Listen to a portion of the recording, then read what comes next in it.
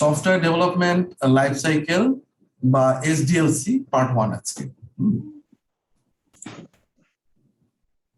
First of all আমরা এখানে দেখতে পাচ্ছি যে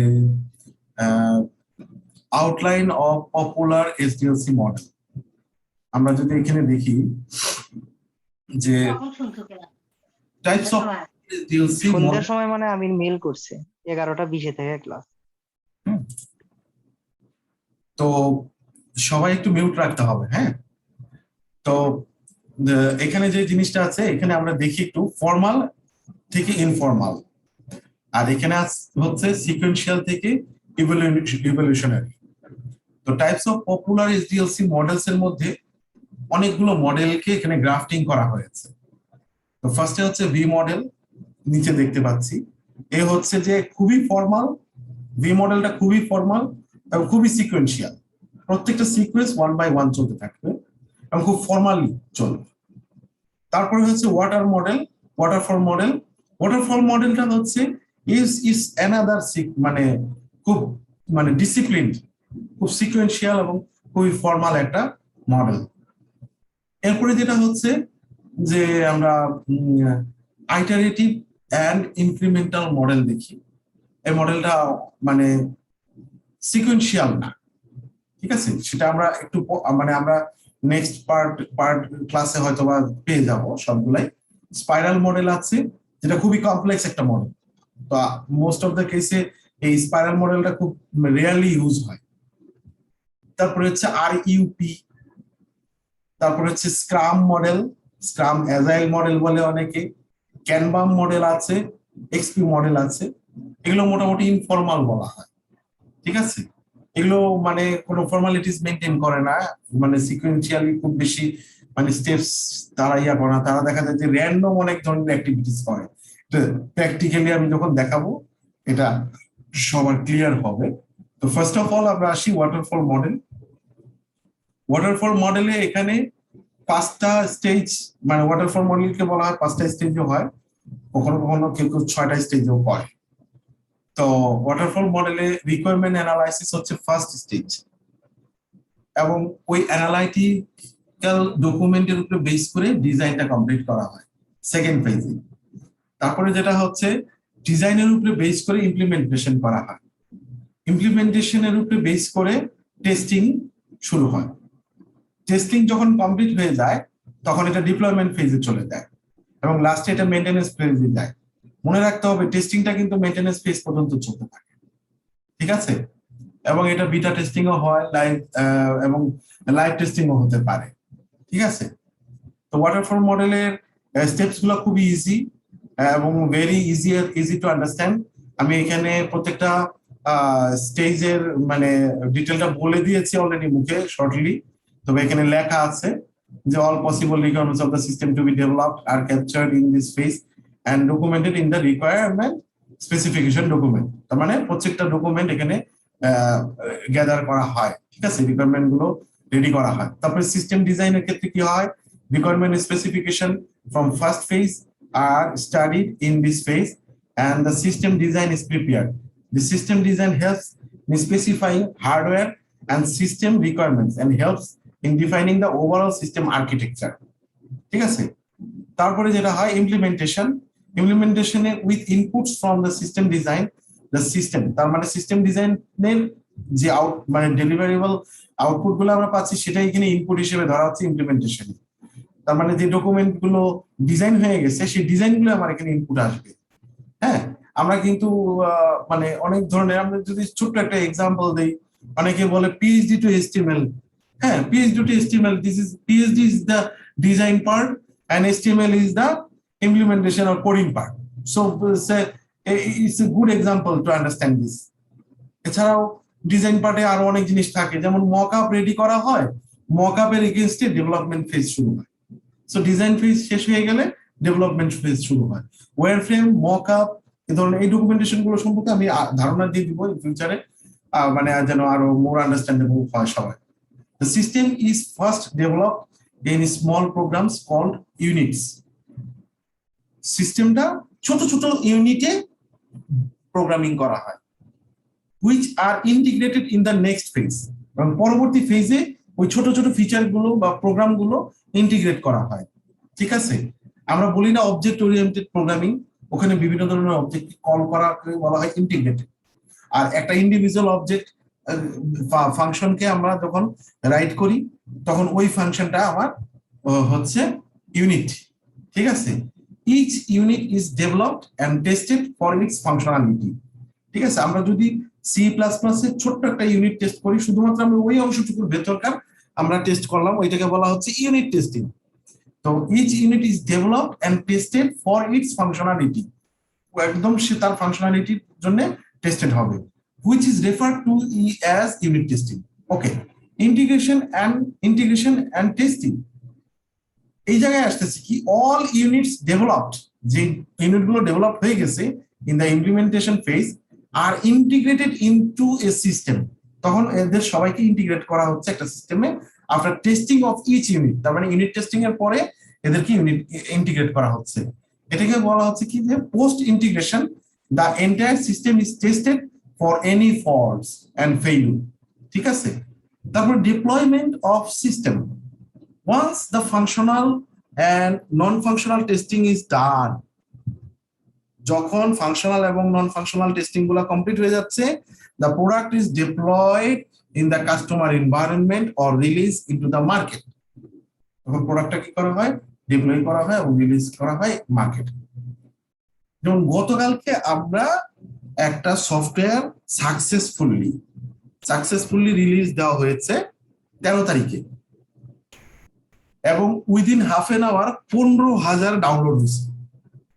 জাস্ট ইমাজিন, 15,000 ডাউনলোড হয়ে গেছে এবং হিউজ অ্যামাউন্টের ফিডব্যাক এবং টেস্টিং রেজাল্ট পেয়ে গেছি আমরা। সেগুলোর উপরে ভেরিফিকেশন ভ্যালিডেশন করলাম আজকে সারাদিন। সো দিস ইজ ভেরি কি বলে, আমার জন্য খুবই মানে একটা ইন্সপিরেশন যে learning from this, I like to learn from different things. এটা আমার জন্য অনেক বড় একটা inspiration. Or release into the market, customer environment or release into the market. Maintenance, there are some issues which come up in the client environment. Client environment যে issue গুলো come up হবে, to fix those issues, ওই issue গুলো fix করার জন্য patches আর release, different patch গুলো তখন রিলিজ করা হয়। Also to enhance the প্রোডাক্টটাকে এনহ্যান্স করার জন্য সাম বেটার ভার্সন আর রিলিজ, কিছু ইমপ্রুভড বা বেটার ভার্সন গুলো রিলিজ করা হয়। Maintenance is done to deliver this changes in the customer environment, এটাকে এবং মেইনটেনেন্স করা, এটাই maintenance done deliver this changes in the customer environment. আমরা যখন সফটওয়্যার আপডেট দেই তখন নতুন ফিচার গুলো আমার এখানে ডাউনলোড হয়ে যাবে, ইনস্টল হয়ে যাবে এবং সেই ফিচারটা আমাকে মোর মানে কি বলে অ্যাডভান্টেজ দিবে, এবং এই জন্যই কিন্তু এই মেইনটেনেন্স গুলো করা হয় লাইভ রিলিজের পরে। ঠিক আছে, তারপরে আমরা যাই ইউজ কেসেস।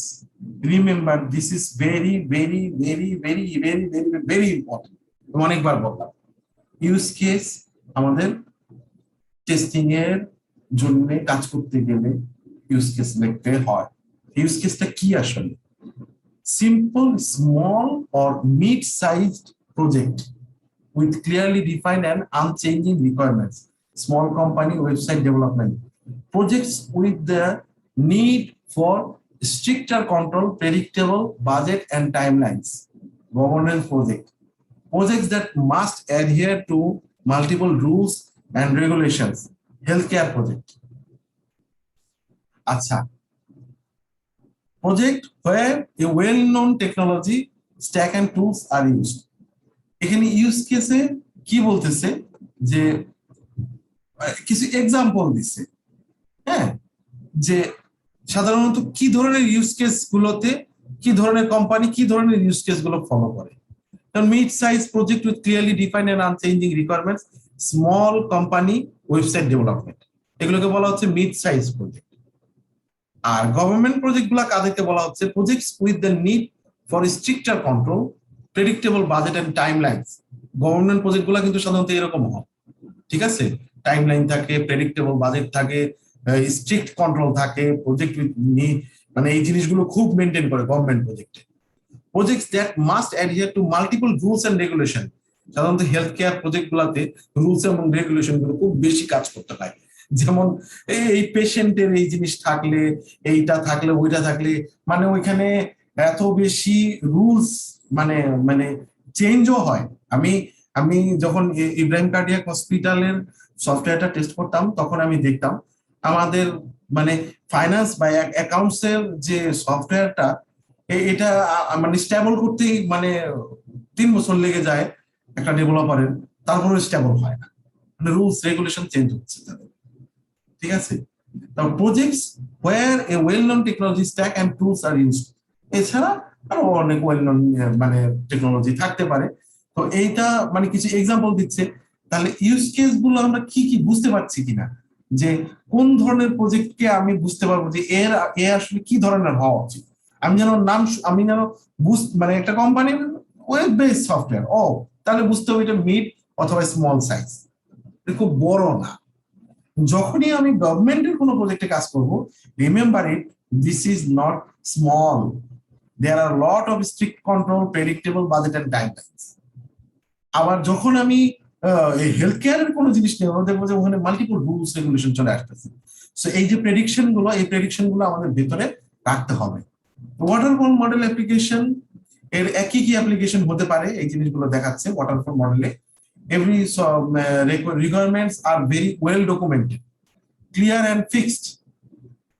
ওয়াটারফল মডেলে রিকোয়ারমেন্ট গুলো ওয়েল ডকুমেন্টেড হয়।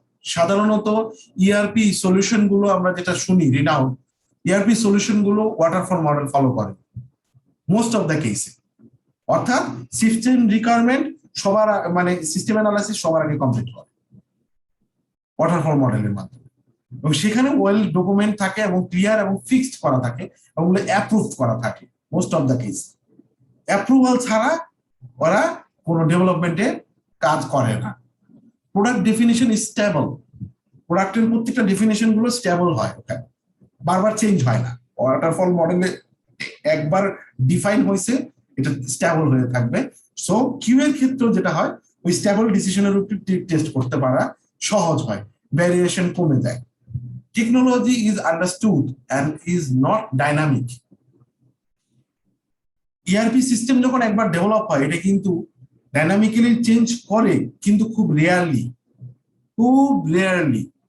কারণ একবার এত বিশাল লার্জ একটা ইন্ডাস্ট্রির মধ্যে যখন সফটওয়্যার একবার মানে ইন্টিগ্রেটেড হয়ে যায়, তখন ওইটাকে চেঞ্জ করা খুব ডিফিকাল্ট হয়। সেই জন্যই বলা হয় এন্টারপ্রাইজ রিসোর্স প্ল্যানিং এর মাধ্যমে টোটাল সিস্টেমটা ডিজাইন করে ডেভেলপ করা একবারে করো, বারবার করো না, তাহলে আমার বিজনেস ফল করতে পারে।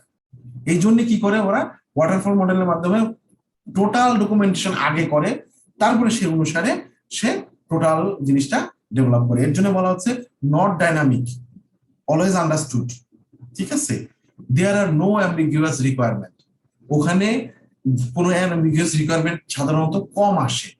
মানে ওই যে বলে না যে আজকে চেঞ্জ হয়েছে, কালকে মার্কেটে অমুক জিনিস চেঞ্জ হয়েছে, মার্কেট প্লেস এটা চেঞ্জ হয়ে গেছে, আমার এটা চেঞ্জ হয়ে গেছে, এখন আমি অ্যাম্বিগুয়াস এর মধ্যে পড়ে গেলাম যে কি হলো আসলে, আমি কি মানে কি ফাংশনালিটি টেস্ট করবো, কি আসলে করতেছি। সো এই জিনিসগুলো তখন আমার ভিতরে অ্যাম্বিগুয়াস তৈরি করে। এই জিনিসগুলো ওয়াটারফল মডেলে কিন্তু হয় কম, কারণ এটা সবকিছু ওয়েল ডিফাইন করা হয়। Ample resources with required expertise are available to support the product. With required expertise are available to support the product. এখানে এটা regular basis support the product, product support একটু ভালো থাকবেই। দ্য প্রজেক্ট ইজ শর্ট, সাধারণত এই ধরনের ক্ষেত্রে project শর্টই হয়, খুব লং টার্ম হয় না। ওয়াটারফল মডেলের অ্যাডভান্টেজ কি? Simple and easy to understand and use, সহজ এবং সহজে আন্ডারস্ট্যান্ড করা যায়। Easy to manage due to the rigidity of the মডেলের রিজিডিটির কারণে এটা ইজি টু ম্যানেজ।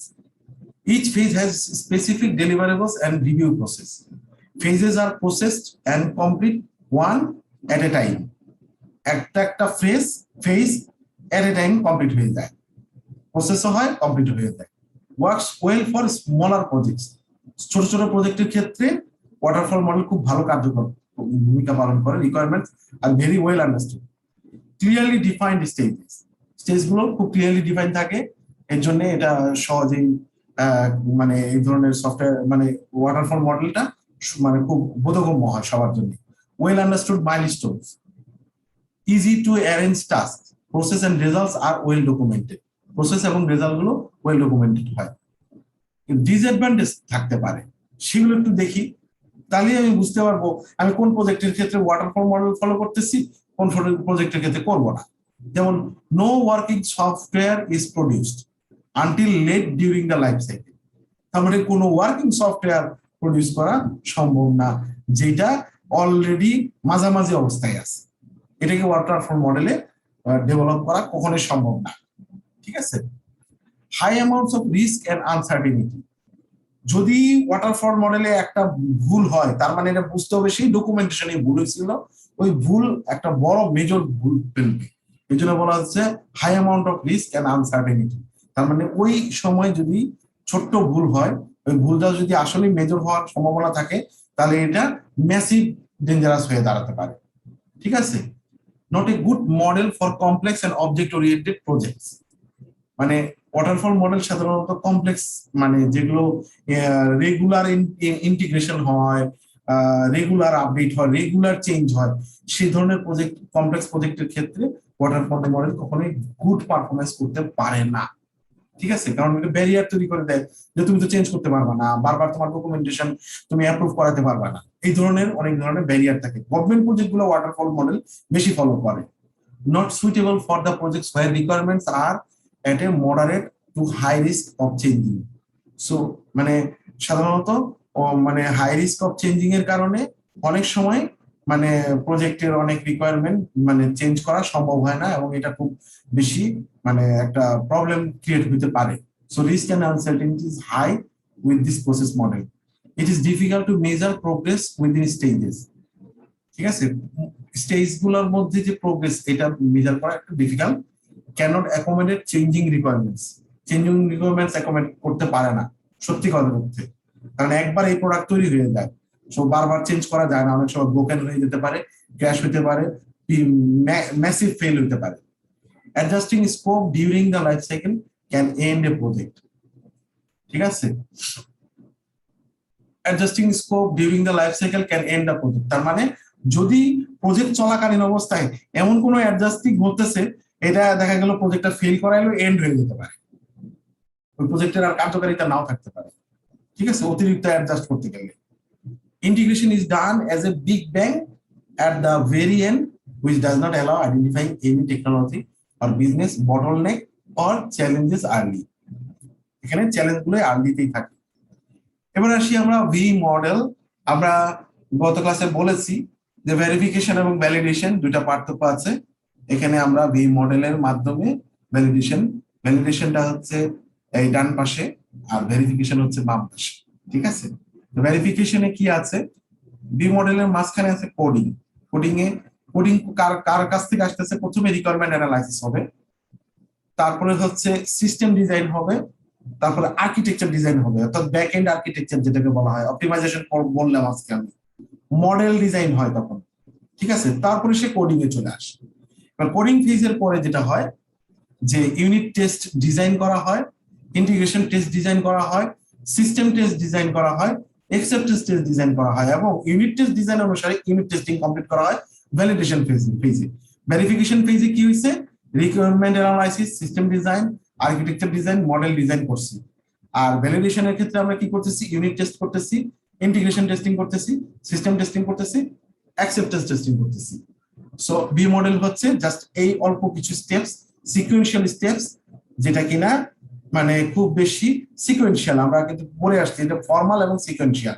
এই ফর্মাল সিকুয়েন্সিয়াল স্টেপস গুলোর মাধ্যমে সে বি মডেলটা একটা প্রোডাক্টকে ফাইনাল স্টেজে নিয়ে যায়। তো অ্যাবাউট বি মডেল এখানে অনেক কিছু থাকতে পারে। Under B model, the corresponding testing phase of the development phase is planned in parallel. B model এর সাধারণত টেস্টিং ফেজ এবং ডেভেলপমেন্ট ফেজ প্যারালালি চলতে পারে। So there are verification phase on the side of V, and validation phase on the other side of V.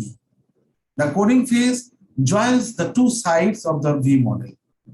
ঠিক আছে, requirement gathering and analysis, all possible requirements of the system to be developed are captured in this phase, and তার মানে requirement analysis এখানে are documented in a requirement specific document. B model will discuss more detail in validation versus verification class. আমি verification versus validation ক্লাসে এটা আমি আরো detail discuss করার চেষ্টা করব। ইউজ কেসেস এখানে একটা एग्जांपल দিছে, projects where failure and downtimes are unacceptable, medical software, aviation fleet management software, এই ধরনের সফটওয়্যার গুলো সাধারণত এদের যে ডাউন টাইম এবং এই ফেলিউর গুলো অনেক বেশি, মানে একটু ফেলিউর হতে পারে, তো এইখানে বি মডেল সাধারণত কার্যকর ভূমিকা পালন করে। বি মডেলের অ্যাপ্লিকেশন গুলো আমরা দেখি, requirements are well defined, clearly documented and fixed. ওই যে অবভিয়াসলি, কারণ বি মডেলে তো আমরা দেখিয়ে আসছি যে ডকুমেন্ট একদম ফার্স্ট ফেজ থেকে রিকোয়ারমেন্ট অ্যানালাইসিস করতেছে, ডকুমেন্ট করতেছে, ডিজাইন করতেছে, আর্কিটেকচার করতেছে, তারপরে সে কোডিং এ দিচ্ছে। So requirement are well defined, product definition is stable, প্রোডাক্টের ডেফিনেশন গুলো স্টেবল হয়। Technology is not dynamic, technology dynamically change করা এখানে সম্ভব না। Is well understood by the project team, project team খুব ওয়েললি আন্ডারস্টুড করবেন যে এই এটার আসলে কি কি টেকনোলজি হওয়া উচিত, কি কি ধরনের হওয়া উচিত, বারবার চেঞ্জ হবে না এখানে। There are no ambiguous or undefined requirements, the project is short. Okay, B model in advantage key, this is a high discipline model and phases are completed one at a time, works well for smaller projects, ছোট প্রজেক্টের ক্ষেত্রে ভালো কাজ করে, where requirements are very well understood, simple and easy to understand and use, ঠিক আছে, easy to manage due to high rigidity of the model, each phases, এটা আমরা অলরেডি বুঝতেছি। এবার যে ডিসঅ্যাডভান্টেজ গুলো কি কি, হাই রিস্ক, আমরা দেখছি যে এই ধরনের সিকোয়েন্সিয়াল এবং ফর্মাল ডিজাইনের ক্ষেত্রে হাই রিস্কটা অলওয়েজ বেশি। যদি রিস্ক থাকে তাহলে একবারে পুরো সিস্টেম রিস্ক, পুরো system risk. Not a good model for complex and object oriented projects, আমরা এটা বি মডেলেও দেখে আসছি, ওয়াটারফল মডেলেও দেখে আসছি। Poor model for long and ongoing projects, খুব বড় প্রজেক্টের ক্ষেত্রে এটা কার্যকর না, কারণ ডকুমেন্টেশন করে একটা বিশাল বড় forecasting long term ongoing project করা, এটা it's very difficult for anyone, you can understand. এবং not suitable for the projects where requirements are at a moderate to high risk of changing, changing এর ক্ষেত্রে high risk থাকবে। Once application is in the testing stage, it is difficult to go back and change the functionality. যখন এটা testing ফেজে চলে যায় তখন এটা ব্যাক করা একটু কষ্টকর। No working software is produced until late during the life cycle, এটা similar like that. এরপরে কি আসতেছে, আইটারেটিভ মডেল। আইটারেটিভ মডেলটা খুব এটা হচ্ছে যে আইটারেটিভ মানে একই কাজ ছোট ছোট কিছু কাজ বারবার ঘটাবে, ছোট ছোট কিছু কাজ বারবার ঘটাবে। যেমন প্ল্যানিংটা একবারই হলো, রিকোয়ারমেন্ট অ্যানালাইসিস একবারই হবে, ডিজাইন একবারই হবে, তারপর detail design, development, testing and delivery, এই চারটা বারবার আইটারেশন হবে। Detail design, development, testing, delivery, detail design, development, testing, delivery, অর্থাৎ সে ছোট ছোট ফেজে কাজ করবে। আইটারেটিভ মডেলের মাধ্যমে ছোট ছোট ফেজে কাজ করবে, ওটাকে ডিজাইন করবে, ডেভেলপ করবে, টেস্টিং করবে, ডেলিভারি শেষ, আবার ওটাকে সে আবার আবার অ্যামেন্ডমেন্ট করবে, আবার নতুন নতুন অংশটুকু ডিজাইন করবে। আবার ইনক্রিমেন্টাল মডেলটা কিরকম, ইনক্রিমেন্টাল এবং আইটারেটিভ মডেল অলমোস্ট কাছাকাছি, এবং দুজনে দেখি প্ল্যানিং, রিকোয়ারমেন্ট অ্যানালাইসিস এবং ডিজাইন ওয়ান টাইম, তারপরে কি detail design, development, testing, delivery same. কিন্তু এখানে যেটা হচ্ছে সবগুলো ফেজে প্যারালালি হচ্ছে এবং লাস্টে সবগুলো একসাথে মেইনটেনেন্স হচ্ছে। অর্থাৎ আমি যদি তিনটা মডিউল ধরি, এখানে তিনটা মডিউলে, একটা মডিউল এখানে হয়েছে, একটা মডিউল এখানে হয়েছে, আর একটা মডিউল এখানে হয়েছে, এবং তিনটা শেষ হয়ে গেছে তিনটা আইটারেশনে, ঠিক আছে, বা তিনটা ইনক্রিমেন্টালে, এবং লাস্টে সে কি হয়েছে মেইনটেনেন্সে চলে গেছে। সো এসডিএলসি আইটারেটিভ মডেলে এখানে বলা হচ্ছে কি যে in iterative model, iterative process starts with a simple implementation of a small set of the software requirements. তার মানে সফটওয়্যারের খুব স্মল সেট নিয়ে কাজ করে and iteratively enhances the involving versions এবং iteratively মানে তখন একটা ছোট স্মল সেট হয়ে গেল, পরবর্তীতে আরেকটা স্মল সেট নিল, ওই স্মল সেটটা আবার আইটারেটিভ করলো, এইভাবে করে সে আস্তে আস্তে আস্তে আস্তে পুরো সফটওয়্যারটাকে এনহ্যান্স করলো।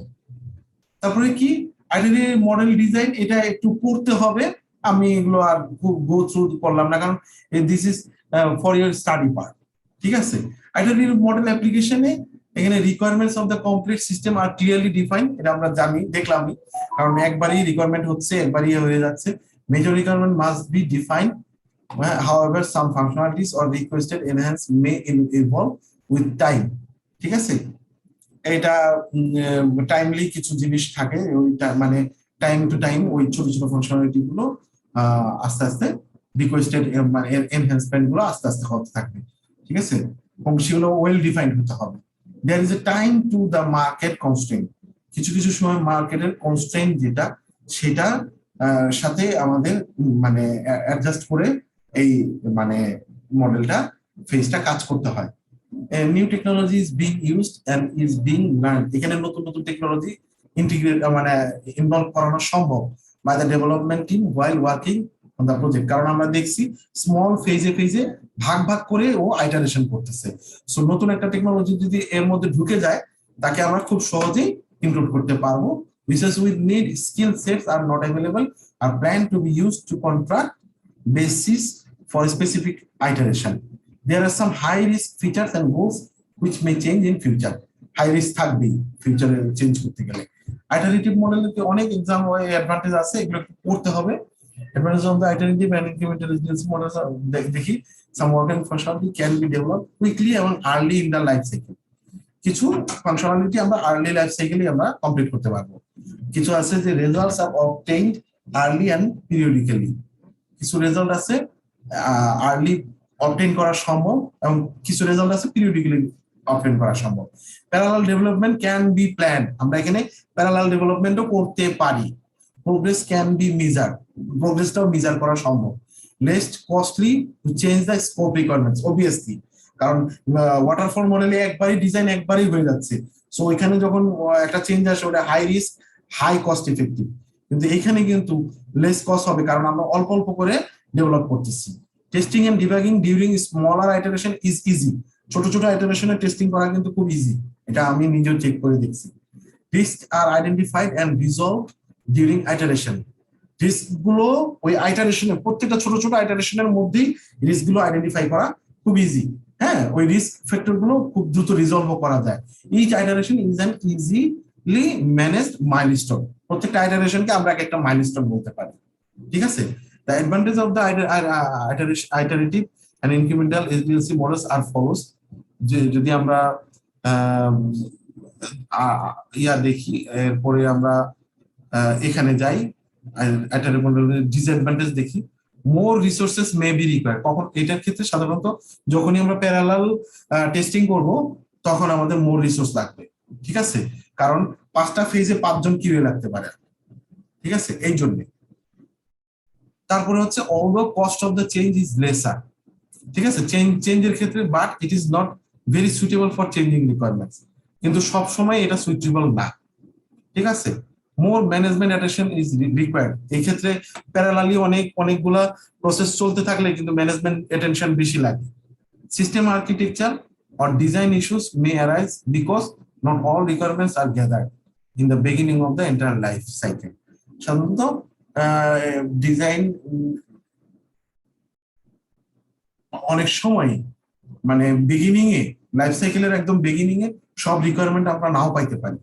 তো এই ক্ষেত্রে দেখা যায় যে সিস্টেম আর্কিটেকচার এবং ডিজাইন ইস্যু থেকে যেতে পারে। ঠিক আছে, তো দেখা যায় যে পরবর্তীতে এগুলো আবার ইমপ্রুভ করতে গেলে একটু মানে কমপ্লেক্সিটি অ্যারাইজ হয়। Defining increments may require definition of the complete system, not suitable for smaller projects. Smaller projects এর জন্য suitable না। Management complexity is more. End of the project may not be known which is risk. ঠিক আছে, কোনটা risk এটা অনেক সময় end of the প্রজেক্টে অনেক সময় জানা যায় না। High skill resources are required for risk analysis, এখানে হাই স্কিল রিসোর্স প্রয়োজন যখন রিস্ক অ্যানালাইসিস করবো। Project progress is highly dependent upon the risk analysis phase. এরপরে আমরা স্পাইরাল মডেলটা দেখি। স্পাইরাল মডেলটা ইজ মোর কমপ্লেক্স, এটা একটু পড়ে নিতে হবে। হ্যাঁ, তবে স্পাইরাল মডেলটা জাস্ট আমি এখানকার এই ডিজাইনটা দেখাই দিই, যে এখানে এইভাবে স্পাইরালের মতো করে যাচ্ছে, যে স্টার্টে রিস্ক অ্যানালাইসিস, প্রোটোটাইপ 1। হ্যাঁ, প্রথম রিস্ক অ্যানালাইসিসের পরে প্রোটোটাইপ 1, কনসেপ্ট, রিকোয়ারমেন্ট প্ল্যান। এরপরে আবার রিস্ক অ্যানালাইসিস হবে, প্রোটোটাইপ 2 হবে। প্রোটোটাইপ কিন্তু একটা মডেল, মানে এটাকে কি বলা যায়, যদি আমরা প্রোটোটাইপিং চিন্তা করি, যে আমি রিকোয়ারমেন্ট অ্যানালাইসিস করলাম এবং সেটা আমি ইমপ্লিমেন্ট করলাম, ওইটার একটা ইমপ্লিমেন্ট কি, ওইটার মতো করে একটা ইমপ্লিমেন্ট করলাম। ঠিক আছে, জাস্ট ফর এক্সাম্পল, মানে একটা এক্সাম্পল সেট তৈরি করলাম। এই প্রোটোটাইপ তৈরি করে করে করে ওরা সফটওয়্যার রিকোয়ারমেন্টস মানে গেদার করে। সাধারণত যেটা হয় যে আমরা সিস্টেম অ্যানালাইসিসে, এটা আমার জনতা ব্যাংকের একটা সিস্টেম অ্যানালাইসিস করতে গেছিলাম, ওই সময় আমরা এই মানে ফিচারটা ফেস করছি। মানে ওদের কথা হচ্ছে কি, যে তুমি আমার কিছুটা অংশ ডেভেলপ করে নিয়ে আসো, কারণ ওই সময় বাংলাদেশে 2005-এর দিকে বাংলাদেশের এক্সিস্টিং ফাইল সিস্টেমের উপরেই ডিপেন্ডেন্ট ছিল সবাই। ওই সময় সবাই সফটওয়্যারের উপরে ডিপেন্ডেন্ট ছিল না। তো ওরা কি করতো, ওরা কম্পিউটারকে অ্যাভয়েড করার চেষ্টা করতো, তৎকালীন ম্যানেজমেন্টটা। আমরা যখন সিস্টেম অ্যানালাইসিস করার জন্য তাদের টেবিলে গিয়ে বসতাম, তখন তারা এটা অ্যাভয়েড করার জন্য বলতো, তুমি আমাকে একটা প্রোটোটাইপ ডিজাইন করে এনে দেখাও, এই ডিজাইন দেখে যদি আমার ভাল লাগে তাইলে আমি ওখানে তোমার মডিফিকেশন দিব, আর আমার যদি কোনো কিছু লাগে দেন, মানে সোজা কথা হলো, আমাকে প্রি একটা ডিজাইন, মানে ওই যে কাস্টমাইজ ওয়ার্ডপ্রেস আছে না, ওয়ার্ডপ্রেসে যে আমরা যে বিভিন্ন থিম, এই theme A one kind of prototype, এই থিমটা আমি নিয়ে আসলাম। এবার এই থিমটা দেখাইলাম ক্লায়েন্টকে, যে ভাই এই থিমের মতো করে তোমাকে কাজ করে দিব কিনা। সে আমার একটা প্রোটোটাইপ দেখে বলতেছে, হ্যাঁ তুমি আমার এই থিমের উপরে কাজ করে দাও, ঠিক আছে তাহলে তোমার ইনফরমেশন দিয়ে দাও, আমি সব আপডেট করে দিচ্ছি। এইভাবে করে সে প্রোটোটাইপ, সফটওয়্যার রিকোয়ারমেন্টস, এই যে প্রোটোটাইপের পরপরই সে সফটওয়্যার রিকোয়ারমেন্টস দিচ্ছে, তারপর ভ্যালিডেশন, তারপর ডেভেলপমেন্ট প্ল্যান। এইভাবে করে সে ডেভেলপমেন্ট প্ল্যানে চলে যাচ্ছে। তারপর prototype to software design, validation and verification. ওই যে ভ্যালিডেশন এন্ড ভেরিফিকেশন আমরা দেখে আসছি, ঠিক আছে। তারপরে integration and test plan, verification and validation আমরা দেখে আসছি। ভ্যালিডেশন কি, টেস্টিং এর পার্টটা, আর ভেরিফিকেশন হলো রিকোয়ারমেন্ট অ্যানালাইসিস এর পার্ট, ঠিক আছে। তারপরে আমার ইন্টিগ্রেশন এন্ড টেস্ট প্ল্যান, এরপরে আমার লাস্টে গিয়ে আমার ইন্টিগ্রেশন এবং টেস্ট প্ল্যানটা শুরু হবে। তারপরে ইন্টিগ্রেশন এবং টেস্ট প্ল্যানের উপরে বেস করে আবার রিস্ক অ্যানালাইসিস, অপারেশনাল প্রোটোটাইপ শুরু হয়ে গেল, লাইভে চলে গেল, ঠিক আছে। Detail design, code, unit testing, integration testing, acceptance testing, রিলিজে চলে গেল। সো এই যে টোটাল জিনিসটা স্পাইরাল, এটা এক সময় খুব বেশি ছিল। ডিটারমিনেশন দেখি আমরা স্পাইরালে ফার্স্ট এই সাইকেলটাতে বলতেছে কি, লেফটে ফার্স্ট কোয়াড্রেন্টে বলতেছে determination of objective, alternatives and constraint. Number 2 তে এখানে risk analysis and alternatives evaluation. আর থার্ড কোয়াড্রেন্টে বলা হচ্ছে ডেভেলপমেন্ট অফ ডেলিভারেবলস। আর ফোর্থ কোয়াড্রেন্টে বলা হচ্ছে নেক্সট আইটারেশন প্ল্যানিং, ঠিক আছে।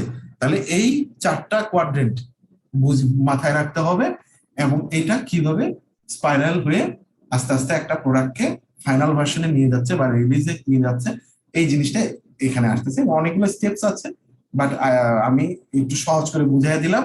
এই কথাগুলোরই রিফ্লেকশন এই লেখাগুলোর মধ্যে পাওয়া যাবে, ঠিক আছে। সো আমরা এরপরে, আমার মনে হয় আজকের ক্লাসে আর খুব বেশি এখানে দরকার নাই। এরপরে আমরা পরের ক্লাসে চলে যাবো। আজকে আর এই ক্লাস আর দীর্ঘায়িত করবো না, 2টা ক্লাস হয়ে গেছে, ঠিক আছে। সো কারো কি কোনো কোশ্চেন আছে?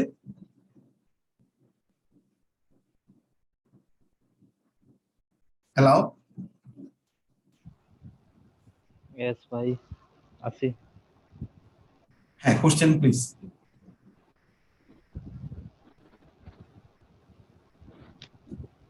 কারোর যদি কোশ্চেন থাকে আমাকে ইমেলও করতে পারবে, ইমেল করলে আমি ইমেলে অ্যান্সার পাঠিয়ে দিব, সমস্যা নাই। কোনো জায়গায় যদি কেউ আটকায় যায়, they can send me an email, don't worry, হ্যাঁ ঠিক আছে। তবে আমি কিন্তু মোটামুটি খেলার ছলে পিক্টোরিয়াল ওয়েতে আমি বোঝানোর চেষ্টা, আমি আমার কথা হলো সহজ ভাবে বুঝতে পারলে কঠিন ভাবে কেন বোঝাবো, ঠিক আছে। যেটা মানে মানে খুব সহজেই বোঝানো যায় সেটা আমি কেন কঠিন করে দিব? কঠিন করে দিলে তো মাথায় থাকবে না, ঠিক আছে? আমি সহজ ভাষায় আমি বলে দেওয়ার চেষ্টা করেছি। আমার মনে হয় যে কনফিউশন একটু কমই থাকবে সবার, ঠিক আছে? সো এইটা পড়তে হবে। অ্যাবাউট স্পাইরাল মডেলের একটু এই ডিসক্রিপশনটা, এই স্ক্রিনটা যেন সবাই একটু দেখে। স্পাইরাল মডেলের ডিজাইন এন্ড ফেজেস, এই জাস্ট আমি যা বলছি এগুলোর মধ্যেই ফেজ গুলোর কথা বলছে। হ্যাঁ, spiral model design phases, constructor build, evaluation and risk analysis. তারপরে অ্যাপ্লিকেশন, কোথায় কোথায় অ্যাপ্লিকেশন হয়, budget constraint and risk evaluation, medium ও high risk project, long term project commitment because of potential changes and economic priorities, customer is not sure for the requirements which is usually the case. ওই যে বললাম না আমি একটা কথা, যে customer আসলে জানেই না সফটওয়্যার কিরকম হওয়া উচিত, সেজন্য তাকে আমাকে একটা থিম করে নিয়ে দেখাতে হচ্ছে, ঠিক আছে? Requirements are complex and need evaluation to get clarity. New product line which should be released in phase to get enough customer feedback. Significant changes are expected in product during the development class cycle. তারপরে spiral advantage বলছে কি, changing requirements can be accommodated, changing requirements আনা সম্ভব, allows extensive use of প্রোটোটাইপস, এই যে extensive মানে আমি আর prototype আরো বাড়াইতে পারি, ঠিক আছে? প্রোটোটাইপ আমি আরো বাড়াইতে পারি, স্যাম্পল আমি আরো বাড়াই দিলাম, for more understanding, more requirement gathering, ঠিক আছে? Requirements can be captured more accurately, user